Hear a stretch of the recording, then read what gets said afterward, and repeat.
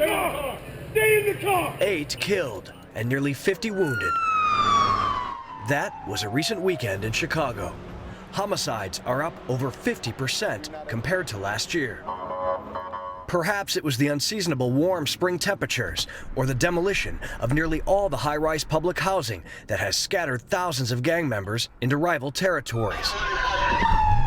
But the fact is, in some South and West Side neighborhoods, it's guns, drugs, and gangs. We have a very specific gang problem here. It's tied to narcotics, but it's a gang problem, which is different than New York, certainly, or the East Coast. That is typically filled with heroin.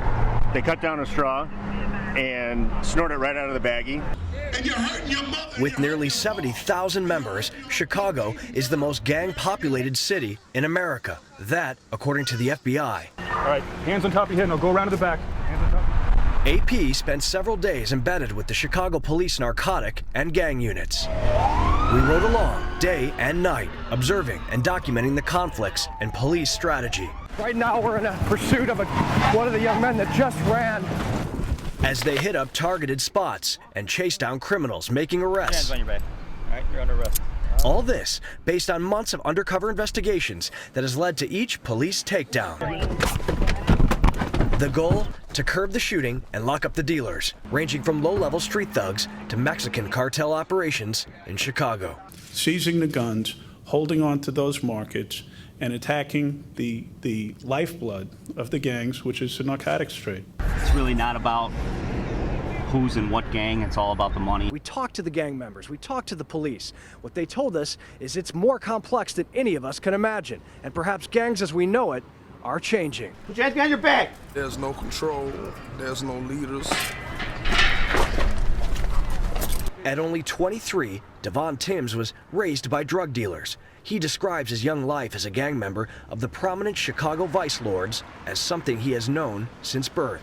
And he has ideas on why the surge in violence. There are sets now young guys do, and they take their own morals and understandings to what they believe in and make it into what they do, which is a lot of chaos. Historically in the past, the gangs were very organized from the top down. Now, they're very splintered. A double-edged sword for police who are fighting internal sectarian street violence. All of the leaders, the guys who were the chiefs and gang leaders are now in prison. You know, so there's no one out on the streets to control this. You know, it becomes a haywire.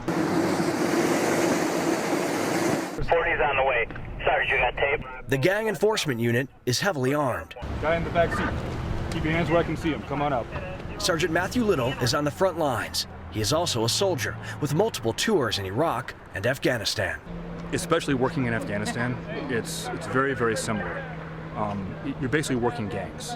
It's a tribal culture in both places. Just how violent the gangs are can be found in the numbers. While still well short of the historic highs of the early 1990s, the number of homicides stood at 203 through May. That's up from 134 homicides in the same period last year. Sacramento from Harrison. How long were you locked up for? I did a year. A year for what? Selling drugs. What kind of drugs? Leaf. Leaf, what's leaf? PCP. PCP, and you don't do that anymore? No. The following day, after this interview and police arrest, 23-year-old Devin Wright's mugshot was prominently placed at a press conference. He was charged with delivery of a controlled substance. And I got to tell you, Chicago's become a hub for a number of the major cartels. It's our job to identify and attack those organizations. The difference of the strategy here is we're attacking at the highest possible level, even if that takes us to Mexico, working in Mexico with our counterparts there. But at the same time, we're making the connections through transportation routes, through the way they handle their money, and we're making a difference to interrupt the violence on the street. And they recruit them at a young age. Some kids are born into the gang. The vicious circle, it's got to be broken somehow. As the schools get better and the education gets better, then hopefully people will realize that there's a different path. In upcoming reports, the AP will explore the effects of this violence on the communities and the search for solutions. Robert Ray, Associated Press, Chicago.